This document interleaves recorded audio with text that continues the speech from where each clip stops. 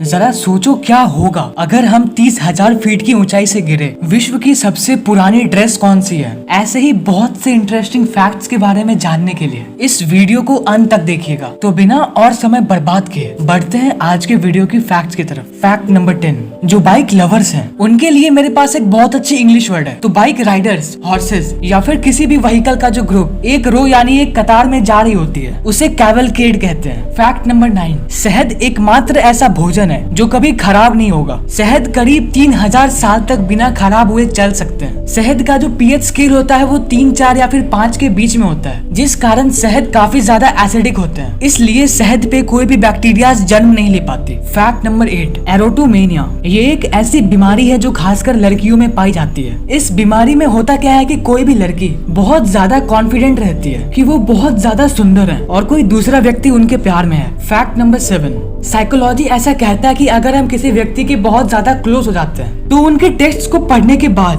हम उनकी आवाज में वो टेक्स्ट को अपने दिमाग में सुन पाते हैं। इस फैक्ट को मैंने भी कई बार एक्सपीरियंस किया है और अगर आप लोगों ने भी कभी ऐसा एक्सपीरियंस किया है तो कमेंट करके जरूर बताना। फैक्ट नंबर 6, नारायण रेड्डी एक इंडियन कुक थे जिनका यूट्यूब चैनल ग्रैंडपा किचन अनाथ बच्चों और अन्य भूखे लोगों को खाना खिलाने के लिए उनके साथ विशाल मात्रा में भोजन तैयार करने वाले वीडियोस के साथ अभी 8 मिलियन से ज्यादा सब्सक्राइबर्स पे है। 2019 में 73 यानी 73 की उम्र में नारायण जी का निधन हो गया था और अभी नारायण जी की फैमिली उनके इस महान कार्य को बरकरार रखी हुई है। फैक्ट नंबर 5, तरखान ड्रेस विश्व की सबसे पुरानी ड्रेस है जो इजिप्ट में पाई गई है और ऐसा अनुमान लगाया गया है कि ये ड्रेस कुछ 5000 साल पुरानी है और ये तरखान ड्रेस पुराने समय में राजाओं द्वारा पहनी जाती थी। फैक्ट नंबर 4, 7 सितंबर की तारीख को वोडाफोन और आइडिया ने एक बहुत बड़ी अनाउंसमेंट करी थी कि रीब्रांड करके इनकी एक नई कंपनी चालू होगी जो वी नाम से जानी जाएगी और आने वाले कुछ दिनों में हमें वी के रिचार्ज और डेटा प्लान्स की भी जानकारी मिल जाएगी, जो कि एक्सपेक्ट किया जा रहा है कि ये प्लान्स जियो और एयरटेल के कंपैरिजन में कुछ सस्ते होने वाले हैं। तो वी के अगर रिचार्ज प्लान्स जियो और एयरटेल के कंपैरिजन में कम होते हैं तो क्या आप वी पे स्विच करोगे? ये भी कमेंट सेक्शन में जरूर बताना।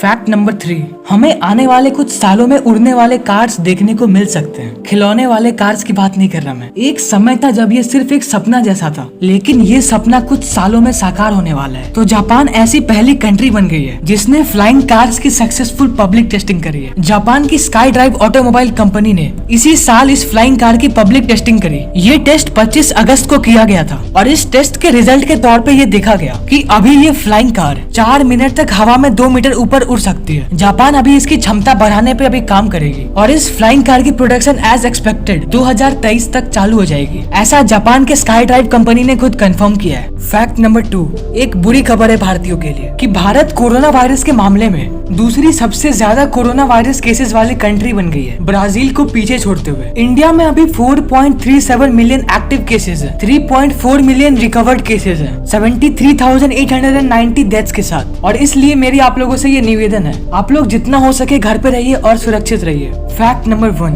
सोचो आप 30,000 फीट यानी कुछ 9 किलोमीटर की ऊंचाई पे हो और आप उस ऊंचाई से गिर रहे हो, तो क्या आप बच पाओगे? तो अभी तक सिर्फ एक ही इंसान इतनी ऊंचाई से गिरने के बाद भी बचने में कामयाब रहा है। तो 1972 में J8367 विमान एक विस्फोट से क्षतिग्रस्त हो गया था, जिसमें एक 22 वर्षीय फ्लाइट अटेंडेंट वेस्ना वोलोविक 10,000 मीटर यानी 33,000 फीट से नीचे गिरने के बावजूद जिंदा बच गई थी, जिसके साथ ही वेस्ना ने वर्ल्ड रिकॉर्ड बना लिया इतनी ऊंचाई से गिर के भी जिंदा बचने का। तो इतनी ऊंचाई से पैराशूट के बिना गिरने के बावजूद वेस्ना वोलोविक आखिर कैसे बच पाई? तो ये सिर्फ वेस्ना की किस्मत का कमाल था। जब J80 विमान में विस्फोट हुआ तब ये महिला विमान के पिछले हिस्से में थी और जब विस्फोट हुआ विमान का पिछला हिस्सा टूटकर अलग हो गया, जो एक पहाड़ पर गहरी बर्फ में जा गिरा, जिस कारण वेस्ना की कई हड्डियां टूट गई, लेकिन गहरी बर्फ पे गिरने के कारण उनकी जान बच गई। 1940 से लेकर अभी तक ऐसे कुछ 50 मामले सामने आए हैं जिसमें विमान से गिरने के बावजूद इंसान बचने में कामयाब रहे हैं। इन सभी मामलों में जो भी लोग बच गए वो लोग बहुत खुशकिस्मत थे कि उनके पास गिरने की गति कम करने के लिए कुछ न कुछ मौजूद था। खुदा न करे कभी ऐसा हो, लेकिन अगर आप किसी पैराशूट के बिना खुद को हवाई जहाज से गिरते हुए पाओ तो आपको किसी भी चीज को पकड़ने की कोशिश करनी चाहिए, क्योंकि जब हम 30,000 फीट की ऊंचाई से गिरे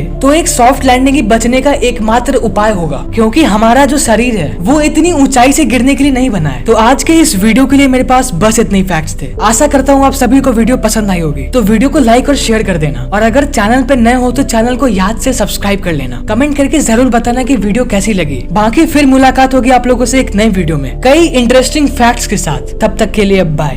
Fire spreading all around my room.